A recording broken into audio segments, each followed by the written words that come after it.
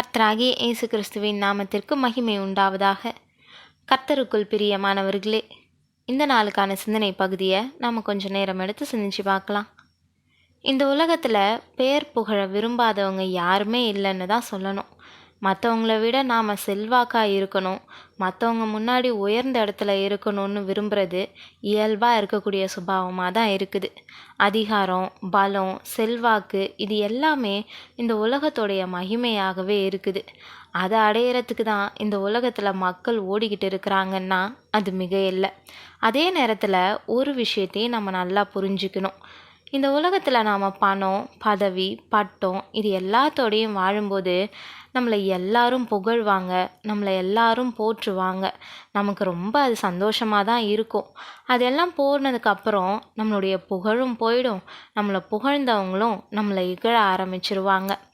காரியம் ஆகணுன்ட்டு நம்மளை தூக்கி வச்சு கொண்டாடுவாங்க, காரியம் முடிஞ்சதுக்கப்புறம் தூற்றி திரிவாங்க. இப்படியாப்பட்ட உலகத்தில் தான் நம்ம இருக்கிறோன்றதை நம்ம மறக்கக்கூடாது. அதனால் இதுக்கு உலகறிஞ்ச சம்பவம் ஒன்றை நினைவுபடுத்த நான் விரும்புகிறேன். இதை கவனித்து இன்றைக்கி பாடத்தை நம்ம கற்றுக்கொள்ளலாம். தன்னுடைய நடிப்பால் ஹாலிவுட்டில் படிப்படியாக உயர்ந்து கலிஃபோர்னியாவுடைய கவர்னர் ஆனவர் தான் பிரபல நடிகர் அர்னால்ட். அவர் புகழுடைய உச்சத்தில் இருக்கும் பொழுது வெண்கலத்தாலான தன்னுடைய உருவ சிலை முகப்பில் நிறுவப்பட்ட வகையில் ஒரு ஆடம்பர ஹோட்டல் ஒன்று திறந்து வச்சார். ஹோட்டலுடைய திறப்பு விழா அப்போது அதோடைய உரிமையாளர் அர்னால்டை நோக்கி, நீங்கள் எப்பொழுது வேணாலும் இந்த ஹோட்டலுக்கு வந்து முன்பதிவு இல்லாமல் இலவசமாக தங்கிக்கலாம், உங்களுக்குன்னு எப்பயுமே ஒரு அறை ஒதுக்கப்பட்டிருக்கோன்னு சொன்னார். சில மாதங்களுக்கு அப்புறம் அவருடைய பதவி பறிப்போச்சு, புகழும் சேர்ந்தே போயிடுச்சு. அதுக்கப்புறம் ஒரு சாதாரண மனுஷனாக அந்த ஹோட்டலுக்கு அவர் போனப்போ அவருக்கு பேரதிர்ச்சி காத்துட்டு இருந்துச்சு. ஹோட்டல் உள்ள எல்லா அறைகளுமே முன்பதிவு செய்யப்பட்டிருந்துச்சு. இப்போது அறைகள் எதுவுமே இல்லைன்னு ஹோட்டல் நிர்வாகம் சொன்னிச்சு. முன்னாள் ஹாலிவுட் ஹீரோ, கலிஃபோர்னியாவுடைய முன்னாள் கவர்னர், அந்த ஹோட்டலை திறந்து வச்ச முன்னாள் விஐபி அர்னால்ட். மனமுடைஞ்சு போன அர்னால்ட் தான் வச்சிருந்த போர்வையை எடுத்துக்கிட்டு அந்த ஹோட்டலுடைய முகப்பில் தன்னால் திறந்து வைக்கப்பட்ட வெறும் அலங்கார பொருளாக நின்றுக்கிட்டு இருந்த தன்னுடைய வெண்கல சிலைக்கு அடியில் போய் படுத்துட்டாரு. பிரியமானவர்களே, அர்னால்ட் இந்த காட்சியை ஒரு புகைப்படமாக எடுத்து வலைத்தளத்தில் பதிவிட்டு உலகத்துக்கு ஒரு செய்தியை சொன்னார்.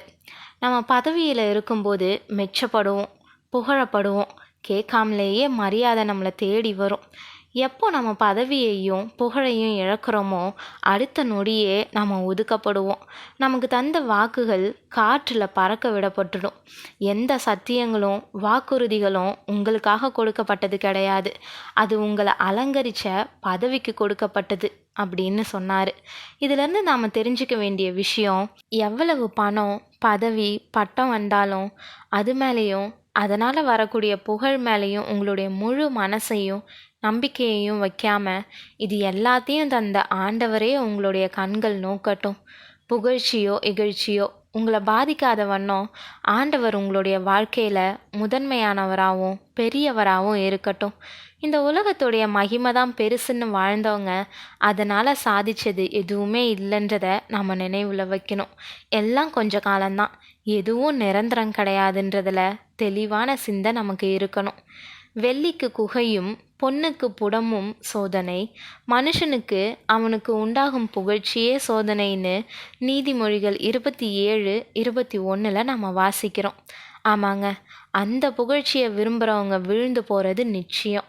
இந்த புகழ்ச்சி, உயர்வு, மகிமை எல்லாமே வீண்றது தான் வேதம் நமக்கு கற்பிக்குது.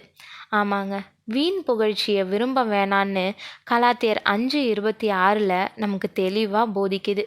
மனுஷரால் வரக்கூடிய மகிமையை விரும்புகிறவங்க தேவனால் வரக்கூடிய மகிமையை இழந்தவங்களாகவே இருப்பாங்க. ஆண்டவராகிய இயேசு கிறிஸ்து தாம் புகழப்பட வேணும், பிரபலமாக இருக்கணும்னு விரும்பவே இல்லை. ஆனால் அவருடைய சகோதரர்களுக்கு உலகத்துடைய புகழ்ச்சியும் உயர்வும் அவசியமாக பட்டுச்சு. ஆனால் அவர் அதை முற்றிலுமாக வெறுத்து நமக்கு முன்மாதிரியாக இருந்தார். அவருக்கு தலை சாய்க்க இடம் இல்லாமல் இருந்துச்சு. அவர் பிரபலமாக இருக்கிறதுக்கு வரலை, ஆனால் பிதாவுக்காக இருக்க விரும்பினார். நாம் இந்த உலகத்தில் எதையும் எதிர்பார்க்காம இருந்தால் நிச்சயம் ஏமாற மாட்டோன்றதில் கவனமாக இருப்போம். எப்பொழுதும் தேவனால் வரக்கூடிய மகிமைக்கு காத்திருப்போம். தேவன் தாமே உங்களுக்கு கிருபையும் தயையும் செய்வாராக. ஆமேன்.